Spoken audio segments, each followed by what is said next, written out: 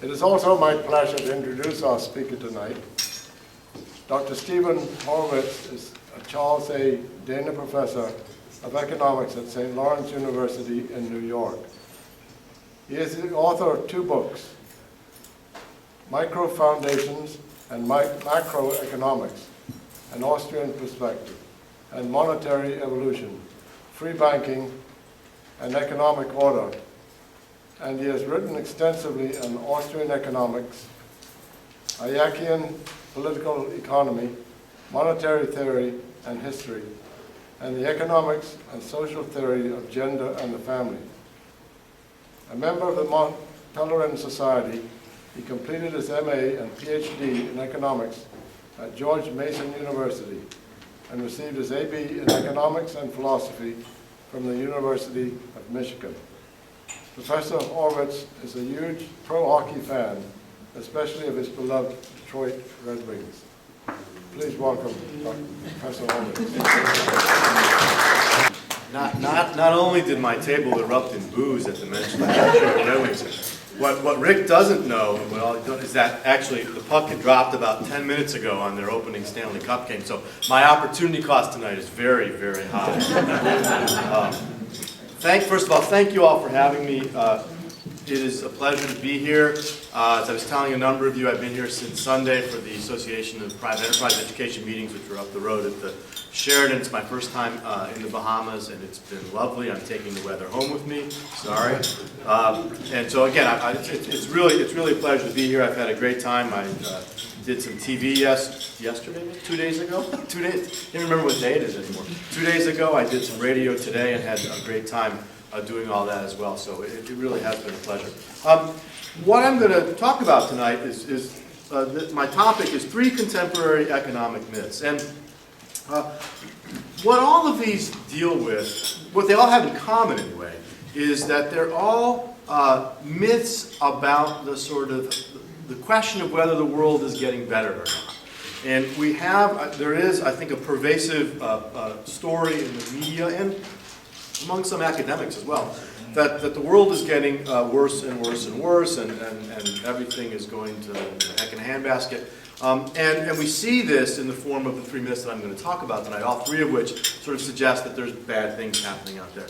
And what I hope to do tonight is to suggest that each of these 3 myths are in fact myths. And I should say from the start that every myth, of course, has a kernel of truth to it, right? That's why we accept it as a myth. So part of what I'm going to do is sort of indicate what the kernel of truth is, and then talk about why the way we usually hear these 3 propositions framed are in fact mistaken. I want to make 2 general comments about this. I've been doing this talk in one form or another for about a decade, and the interesting part is that, as you'll see tonight, it's like an archaeological dig a bit, because I keep adding sort of more and more recent data, and I'm going to put actually quite a bit of data up here tonight. So I keep adding more and more recent data to sort of continue to make sure that I'm not just dealing with old information, including something that appeared in the Wall Street Journal a week ago that I snuck in at the last minute when I was putting the PowerPoint together. So you'll see a range of data here. The other thing that now that I've done this talk a couple times in the last couple of years, I have to sort of make a general point about the recession. All of the things I'm going to talk about tonight are what I would call medium to long-term trends, right? These are not, it will be, I'm happy to take this question afterwards, but the sort of question of what's been the impact since, say, 2007 on some of the 3 things I'm going to talk about tonight, particularly the first 2, I think is a legitimate question, and we can talk about that. But it doesn't, I don't think the impact of the recession changes my argument, because my argument ultimately is a kind of long-term, what economists would call a secular, meaning a long-term trend. So let me just kind of put that out on the table, as you're listening tonight, if you start thinking, well, okay, maybe that was true a few years ago, but it's not true. My busting of the myth is not true anymore. That's certainly a good set of questions to think about in the Q&A. So I'm going to talk, I think, for about 45 minutes, which will probably take you through dinner, maybe through dessert. As you see, I recommend dessert highly. The chocolate mousse is wonderful. So my father actually goes to restaurants and asks to see the dessert menu first, so he can backward engineer the rest of his meal, right? So if it's a really good dessert, then I got to make them. So it's a really good dessert tonight. So plan accordingly. Okay, go ahead. So the 3 myths. You can go ahead and put all 3 of them up there. Here are the three myths I want to address tonight. The first myth is that the cost of living rose steadily throughout the 20th century, and we could add the first decade of the 21st. The second myth is that the rich are getting richer and the poor are getting poorer. And the third myth is that women earn 74 cents for every dollar that men do. All three of these I want to argue tonight, again, have that kernel of truth to them. But in the bigger picture, they are all false. They're all myths that many people tend to believe about the economy. I guess I should make one other point here, too, talking to an audience here in the Bahamas. As you'll see, all my data is U.S. data. And frankly, for two reasons. One, that's where these myths are most often talked about. Second, that's where the best data is. As far as I know, all the things I'm going to say tonight are true, perhaps not to the same extent, but true for Canada and for most of Western Europe. So this is not just U.S. sort of the moral of the story is not just U.S. It is true of the developed world. I think the question of what we would say about the lesser developed world is an interesting set of questions we can talk about as well. So, okay. So first myth, the cost of living rose steadily over the course of the 20th century. Now, why would we believe this? Well, the obvious reason we might believe this is we simply look at the prices on the goods we buy at the grocery store or at the department store, and clearly those numbers are higher than they used to be. Those of you who are old enough to remember when candy bars cost 10 cents, now they cost $1. We say, of course, it's more expensive to live now than it was 25, 50 years ago. There's two problems with that sticker price argument, though. The lesser problem, of course, is inflation. Okay, that there's no doubt that prices across the board are higher, right? Because we've had a growth in the money supply and inflation, certainly since World War II. And because of that, it's also the case that our wages are higher than they used to be, right? If you ask, you can ask my parents, your parents, what kind of I know at my dad's first job, he was a college professor also. When he got his first job teaching at university with 4 kids was a number that I just gasped. How do you support 4 kids on that in the mid-1960s? But you did, right? Because prices were lower and wages were lower. So part of the story why it looks like this is true is that everything's gotten more expensive, but some of that's due to inflation. But that's actually not the major point I want to make. The major point I want to make is that when we talk about the standard of living, the cost of living, what we really need to talk about is the amount of labor it takes to purchase goods and services. Because ultimately, the most scarce commodity in our lives is the time we have, right? And we only have 80 years, we only have so many hours in a day. So the more hours we have to work to purchase goods, the more expensive they are in some fundamental sense. And if it's the case that we spend less, we have to spend less of our labor to purchase goods, our standard of living is higher. And so one of the things we can do is we can compute how much labor time it takes to buy, at the average industrial or average private sector wage, to compute how much labor time it would take to purchase a sort of general array of goods and services. So, for example, okay, a pair of pants if a pair of pants costs $20, but the average private sector wage is $2 an hour, it's taking people 10 hours of labor to purchase those pants. But if the average private sector wage is $10 an hour, it's only taking 2 hours of our lives to purchase those pants. What we're going to see in a minute is that for a wide variety, many goods and services are substantially cheaper now than they have been in the past when looked at this way. And the reason for this is that for a lot of goods, rich folks pay the big upfront cost by buying these goods when they're very expensive. Think of any technology advance in the last decade, right? Who were the first people to buy flat screen TVs or iPhones or whatever the case may be? People with more money, or people who are willing to stand in line, I guess, for the iPhone. And they pay those upfront costs, and then the cost of those goods slowly decreases over time, and more sort of average folks can afford them. Another point to consider, too, is that the increase in variety is one of the best signs of increasing well-being. My favorite example of this, you ever walk down the potato chip aisle at the grocery store? Now let me pause for a second. The fact that there is a potato chip aisle is part of my point. I'm not that old, but when I was a kid, there were, 2 or 3. You got regular, you had Ruffles, and maybe barbecue, right? And that was it. Now it's a whole aisle. That increase in variety is another sign of increasing well-being, increased standard of living. But let's look at some of this data. So for example, if we look at some data on labor time, okay, go ahead, one more. This data goes up to 1997, so it's not especially recent, but almost all these trends have continued. And here you can see things like a half gallon of milk or a loaf of bread, a gallon of gas. Now gas, of course, is going to be a little different today than it was in 1997. By the way, it's still less than the 32 minutes it was in 1920. I believe it's still less than the 10 and 11. It's just a little higher than that 5.7. 100 miles of air travel would have been 1930. Notice, couldn't even measure it in 1920, right? It wasn't really an option. Right? But all of these things have shrunk in terms of the amount of labor it takes to purchase these goods and services. And just a few more to look at. Pair of Levi's, fallen dramatically, though it kind of popped back up. 3-pound chicken, kind of staple food for working class people, notably cheaper. 100 kilowatt hours of electricity, amazingly cheap. This is my favorite. The computing power of 1 million instructions per second. 515,000 lifetimes in 1950 to purchase that, 9 minutes. In 1997, you can only imagine what that number would look like today.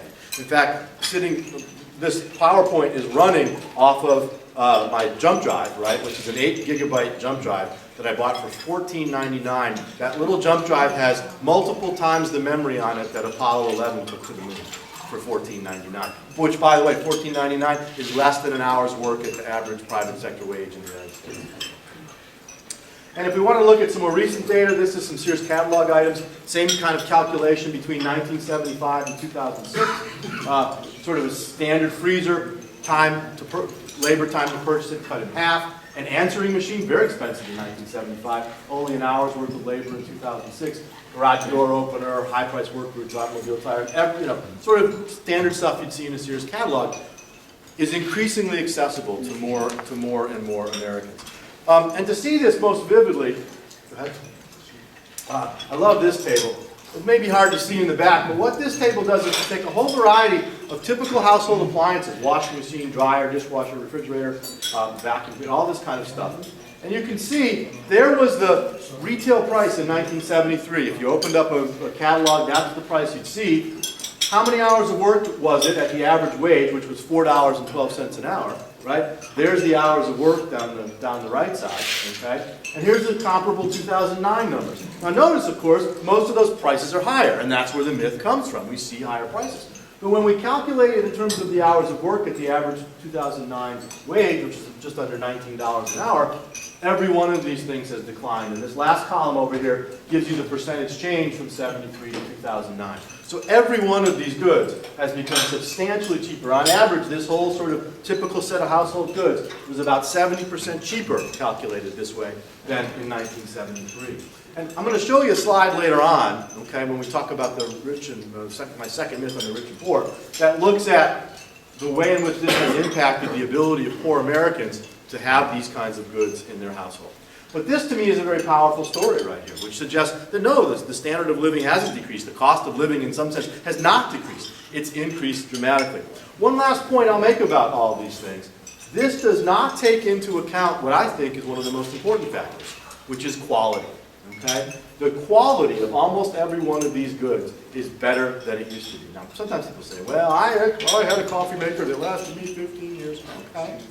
You might have, but the average washing machine, you can buy these front-load washing machines that use much less water, right, that last longer. Refrigerators are built more energy efficient. They use less energy. They have more features on them than they did before. We just bought a brand new stove with one of those cool middle burner things where you can heat big pots on it, right? All this kind of qualities. If you start to think about other kinds of goods like automobiles, right?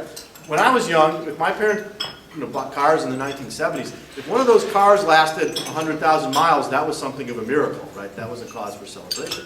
Today, if you don't get 100,000 miles out of your car, you feel like you got ripped off.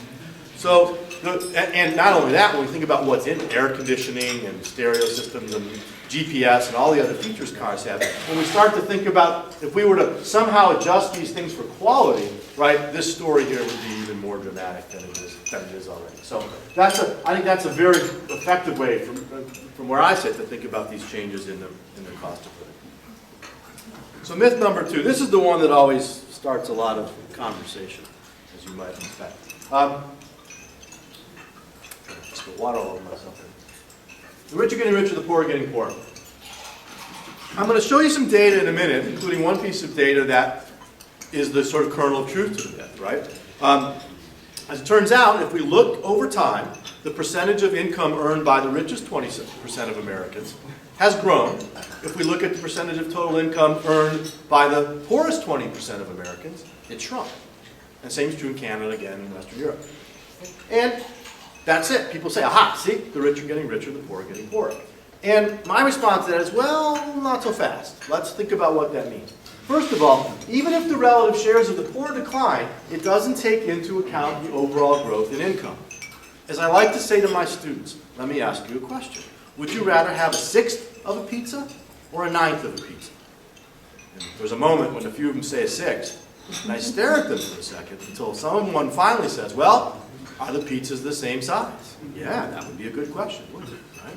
Because if that 1/9 of a larger pizza, right, is more pizza than a sixth of a smaller pizza. And so one of the things we might say here is, well, look, it may be that the poor have a smaller percentage of total income, but if total income has grown enough, perhaps they're richer than they used to be. In fact, by the way, I'm going to show you the data in a minute, that's true, though only a little bit. Okay, but it is true. Second point here, and the more important one, is that the people who are poor in 1 year are not the same people who are poor in the next year or in 10 years or in 20 years. So when we say the percentage of income earned by the poor folks in 1 year has fallen 10 or 15 years later, that does not mean that every single poor person in year 1 was poorer later on. In fact, we don't know from that data how many of those poor people in year 1 weren't even poor anymore later on. So when we say the poor are getting poorer, we have to, what exactly do we mean? Do we mean individual poor households are getting poorer? The people who comprise the poor are getting poorer? But if it's not the same people from year to year, don't we want to understand a little bit about what economists call income mobility, right? As a way to think through whether people who start off poor stay poor or get poorer. It also turns out, by the way, that there's more persons per household at the top of the income distribution than the bottom. So and this is all done in terms of households. So when we say the lowest 20% of households are getting poorer, it's the same number of households, but a lot of those are one-person or two-person households. Whereas the households that are getting wealthier at the top are often 3 or 4 or 5, 6-person households. So that's another factor here too. And as I suggested before, the real policy question, I would argue, is income mobility, sometimes known as the American dream, right? Which is, how easy is it for folks who start poor to move their way up? And flip that on the other side, how often is it the case that folks who start off poor get stuck in poverty? That's the other way to frame this question. So those are the issues. Let's take a look at some of the data and see what we have. So here's the 1997, and this is a little bit old, but the data today is not that much different. This is the distribution of income by quintile, by 20 percentage units, right, in the United States in 1997. And you can see, right, the top 20% have almost half the income. The lowest 20%, in 97 anyway, had 3.6. Next one. And here's the slide that makes the case, right? Here's this, if you want to say the rich are getting richer, the poor are getting poor, here's what you're going to point to, right? Well, look, 1975 to 1997, okay? 6 percentage points more to the wealthiest, and about a percentage point, a little less, under a percentage point less to the lowest 20%. Aha, the rich are getting richer, the poor are getting poorer. The bottom line there shows the average gain in income for those two groups, right? And you can see the poor did get a little richer. That's right there. That's the ninth of the bigger pie. Not very much, right? Just a little bit. So that's not very persuasive. If I was you, listening to me, I'd say, okay, well, $207 is not very persuasive. You're right. But let's look at the mobility question. Okay. What this is data from 1979 to 1988 from the U.S. Treasury based on some income tax returns. I'm going to step out of the camera frame here for just a second. Sorry, Rick. What this does is it says if you started in 1979 at the bottom 20%, okay, what percentage of those in the bottom 20% in 1979 were in each of these categories in 1988? And you can see those who started in the bottom 20% in 79, 14%, and I would say only 14%, were still in the bottom 20% in 1988. 85.8%, everything in purple, were people who started poor in 79 and moved up at least a quintile. Notice, some of them moved all the way to the top, right? 14.7% moved all the way into the top 20. Most of them moved into the broad middle class. All right? So 85% who started poor are no longer poor. Okay, go ahead and hit, Rick, I'll stay here and hit the next The next one. This one, stop, don't hit the next one yet. Okay? This is 1975 to 1991 study from the University of Michigan, my alma mater, and that well-known bastion of free market thought. That's sarcasm. Right there. The panel study on income dynamics, which is one of the most used data sets in social sciences, they track households over time. Okay? In your head, pick a number of how many what percent started poor were still poor, right? And it was 14% in the last slide. You got a number in your head? Okay, go ahead, Rick. 5.1. 95% of the folks who started poor in 75 were out of poverty by 1990. Households were out of poverty by 1991. Okay? And it's worth, as I like to point out when I do this stuff, it's worth noting that this was over the course of those greedy, nasty 1980s, right? When nothing good happened in the world. It's also worth noting, by the way, the other end of the story here. If you started off wealthy, odds were you stayed wealthy. Right? 62% of those who started in the top 20% stayed in the top 20%. But the poor people keep moving up. And this usually leads to, I'm going to go back over here and stay now. This leads to, when I present this, people have a question. They say, well, wait a second. If all those poor people are getting richer, and all those rich people are staying richer, where are the new poor people coming from? Right? Somebody's poor.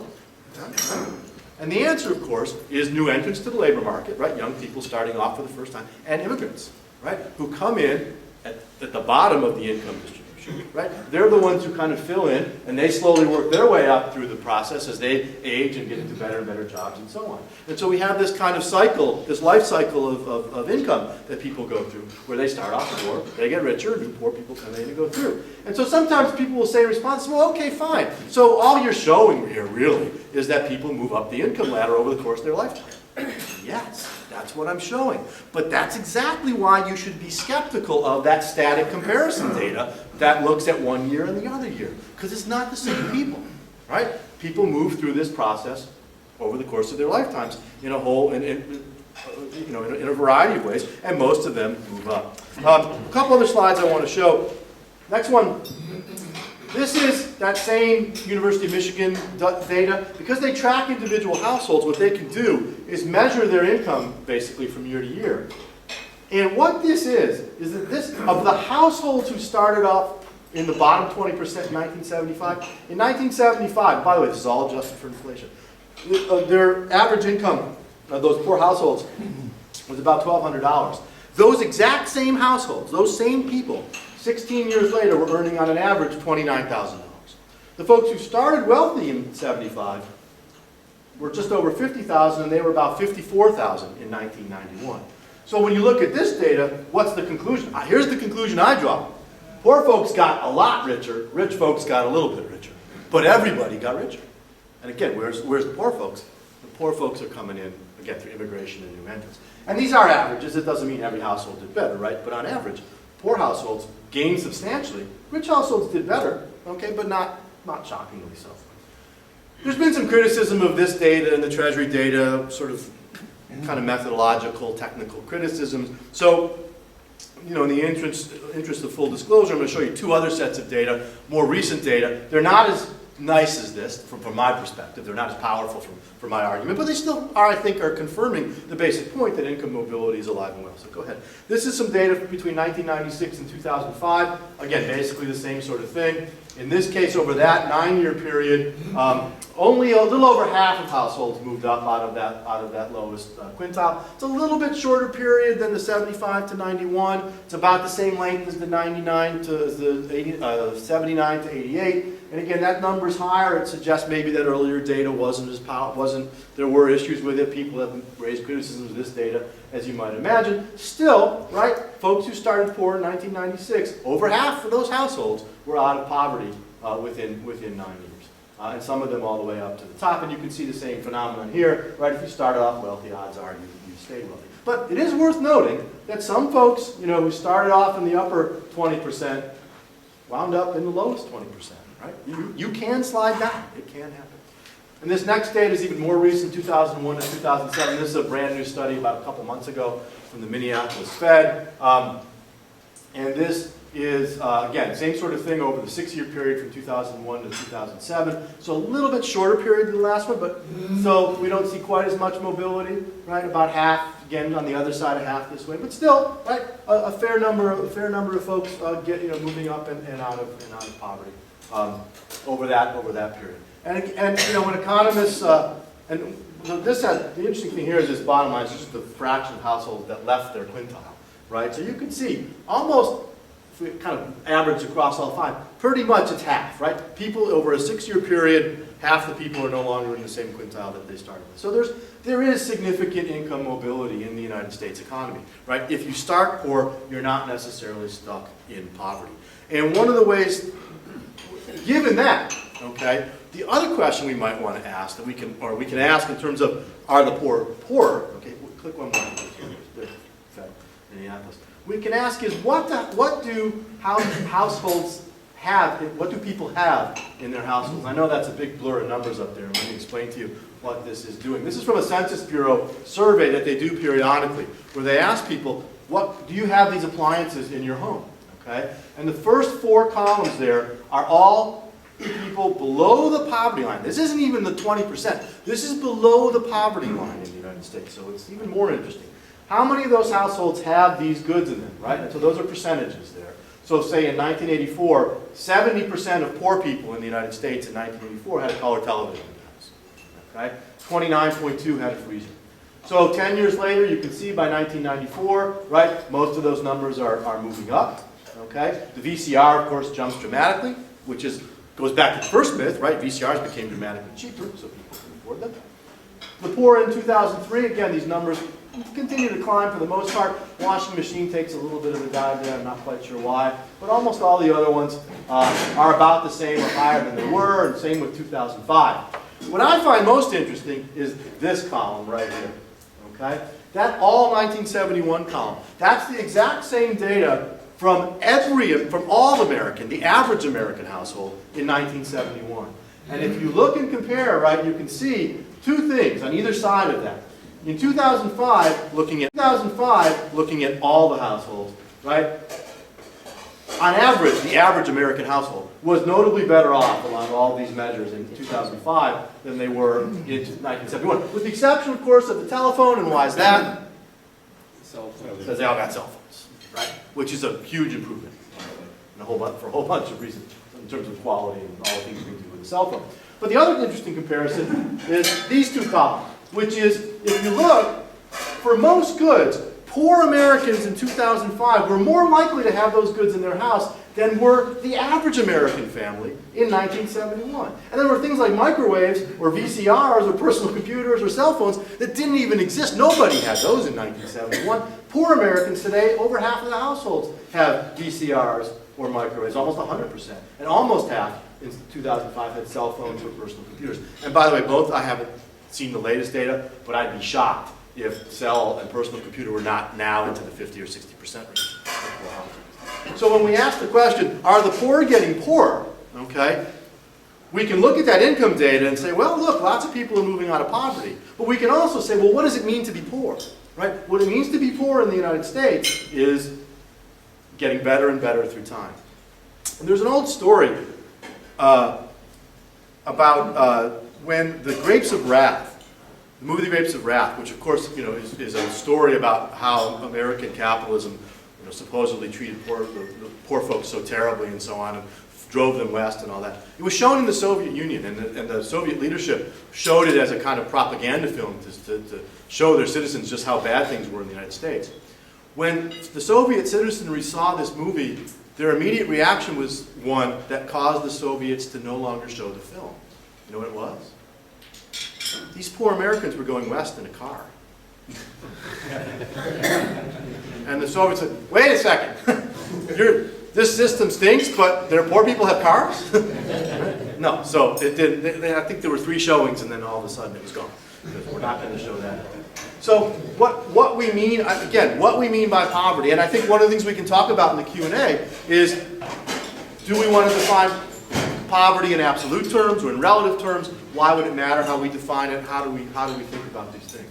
But what it means to be poor in the United States is has changed over time. And the sort of real ability of poor folks to consume has grown. And it seems to me that's one way of indicating that poor Americans are getting richer. And what's nice about this data is this doesn't track households. This is different households from year to year. So even if you accept that static comparison we started with and say, well, we're just going to compare, whoever is poor year to year, even by that methodology, if you look at it in terms of consumption and not income, you get this. Of course, why is this happening? Part of the answer is back to the first myth. Right? As the cost of goods has been driven down and down and down, poor folks can afford things that only rich people could have afforded years and years ago. As the economist Joseph Schumpeter said, I'm paraphrasing, the great accomplishment of capitalism is not that it enables the rich to live well, because the rich have always lived well, but that it enabled the poor to live well for the first time in human history. And when we think back over centuries and centuries of human history where being poor really meant being poor, to look in the Western world and say, well, what it means to be poor is to have all this stuff, that's an accomplishment, right? And to sort of suggest that somehow the poor are getting poorer in the face of this is a tough road to hoe.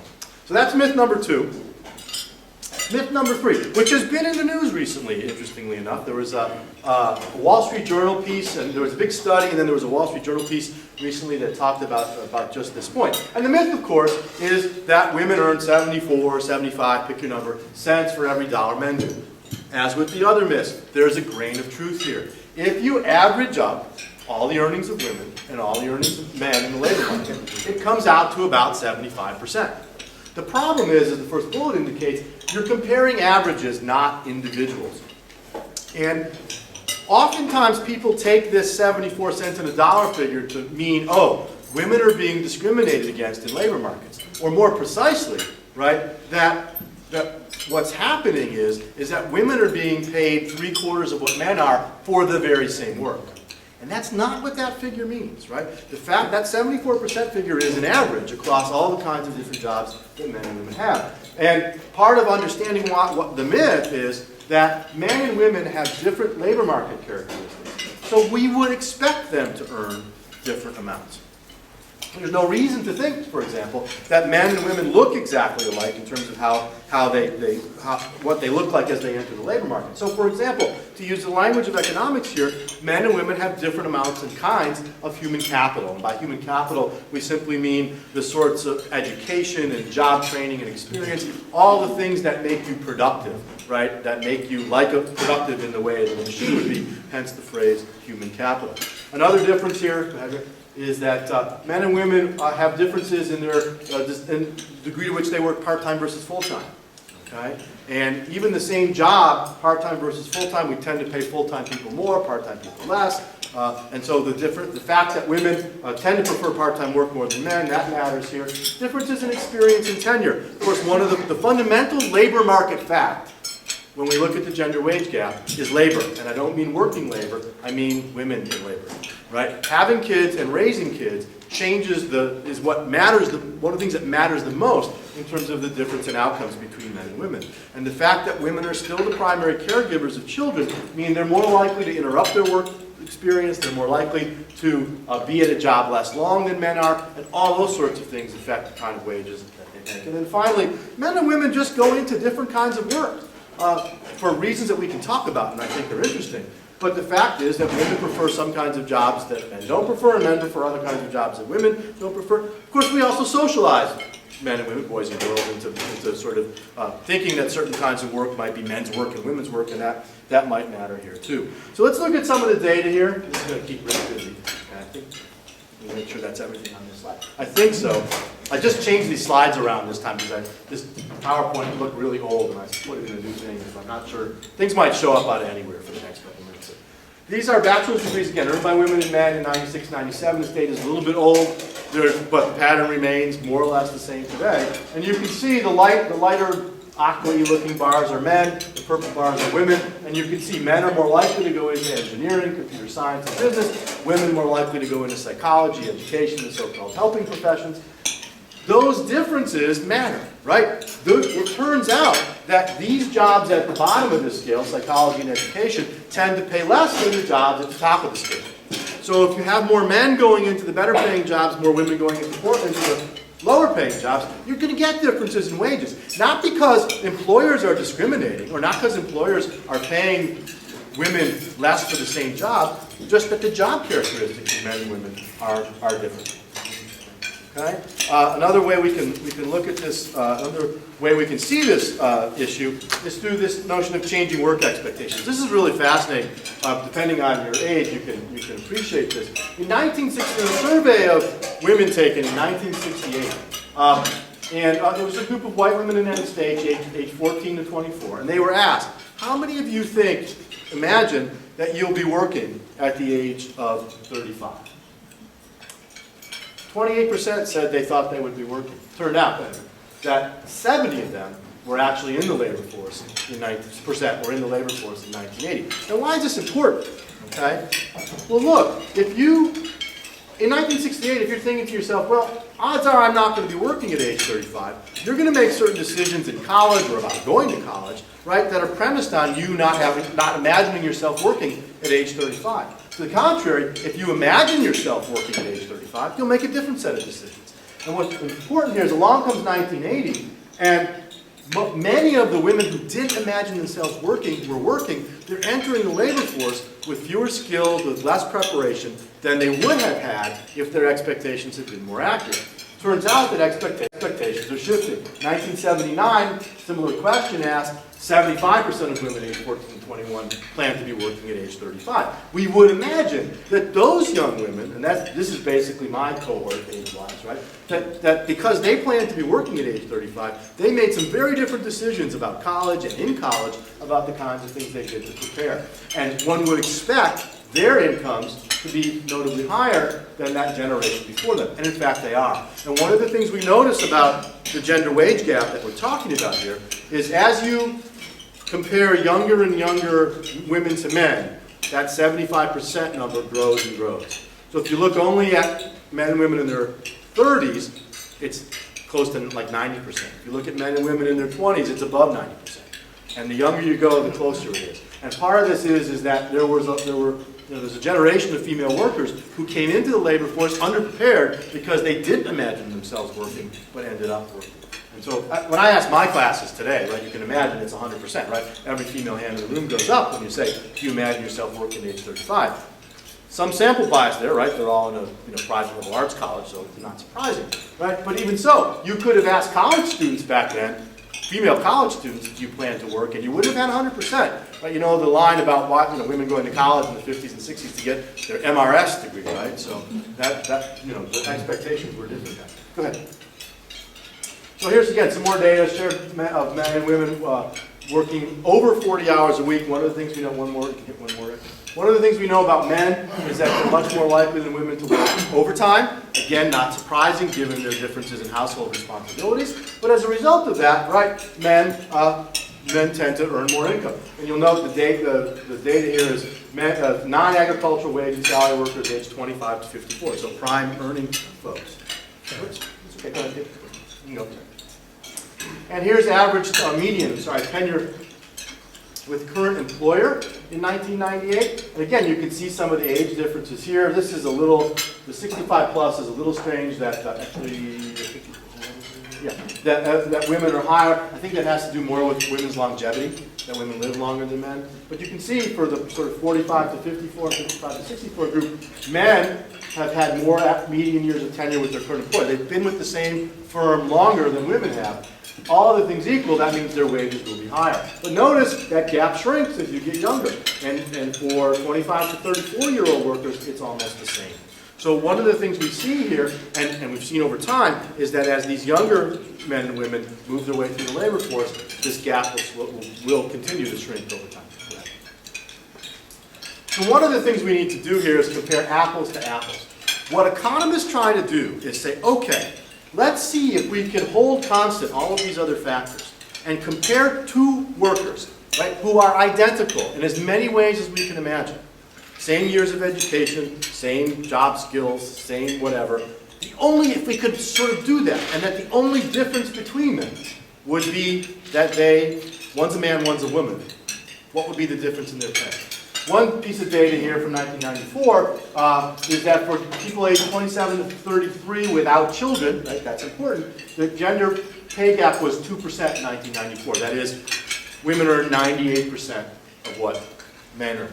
Another piece of data here, in 1999, the gap was 8% for all never married workers. So men and women who had the same qualifications but never married, 92%. This is brand spanking new, Wall Street Journal last week. Another survey, single childless urban workers aged 22 to 30, women earned 8% more than men did. Okay? So a negative 8% gap, if you want to think of it that way. And one of the things about this is, and in the States, and I think this is also true in Canada as well, women are now more likely to go to college than men. And this is actually a big issue for places like mine. We're wind up enrolling these incoming classes with like 55 or 60% women, right? Which raises some interesting issues in a whole bunch of ways. Okay, but part of that's part of what's happening here. And so here, the gender, not only has the gap disappeared, it's reversed, and that may be again as a result of those younger women having had more college, more likely to be college educated, and maybe doing more college as well. So again, that 74% number is very misleading for a whole bunch of different reasons. And again, go ahead, next slide here. And here's again some more of this kind of comparative data. Part-time workers, 21 to 35 without children, you can see the gap almost disappears. Full-time workers, same, more disappearing. Full-time 21 to 35-year-old workers living alone, this is from 1998, no gender wage gap whatsoever. In one industry I know the best, higher education, there are a number of disciplines in which female professors get paid slightly higher than men. So again, an answer economists often give, it depends. Okay? And in this case, it really does depend on what you're comparing and how you're making the comparison.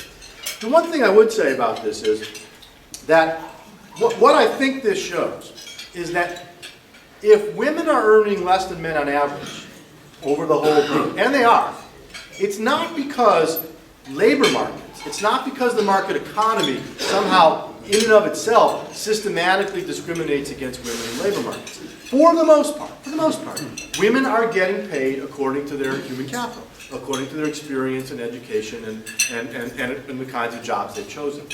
If we think the gender wage gap is a problem, if we love to see that 74 number continue to climb and reduce that gap down to zero, ultimately the way to attack it is not by going into employers and passing all kinds of equal pay laws. The way to attack it is to continue to encourage women to take on the kinds of jobs that pay better, okay? And if we're sending signals to young women that say, oh no, you don't want to do the math, that's too hard, right? Or you don't want to go into business. If we keep doing that, we're never going to get rid of this gap, right?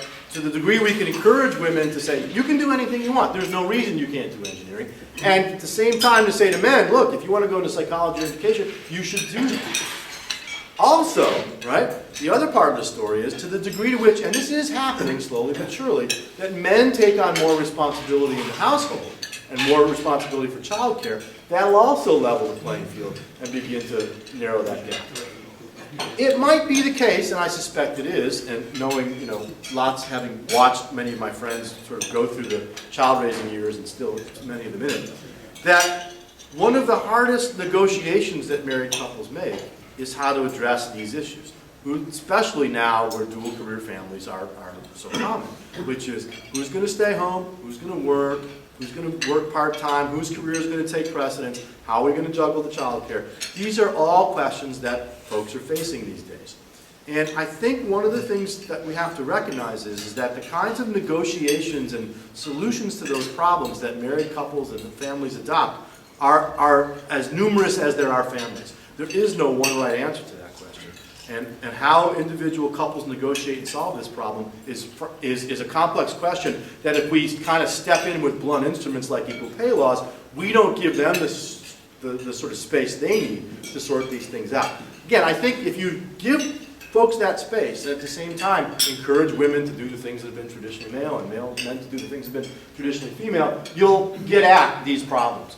But to imagine that we can kind of step in and force solutions onto those really delicate negotiations that families make to solve these problems, I think is not, not plausible. That's going to cause more problems than it solves. So again, the myth here, that women earn 74% of what men do, well, yeah, if you look at the aggregate. But when you start to break it down and say, well, is that because they're being paid less for the same work or being discriminated against? No, they're not. They make different choices. They have different skills. So, we started with 3 contemporary economic myths. We're going to end with 3 contemporary economic facts. All right? The cost of living has, in fact, declined over the last 30 years and over the 20th and into the 21st century. The rich are getting richer, but the poor are getting richer even faster. And finally, women's earnings are almost the same as men's when adjusted for labor market characteristics.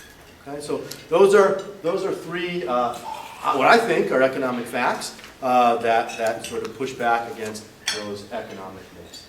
And with that, I will stop. I think I'm 45 minutes on the nose, and I'll be happy to take your questions.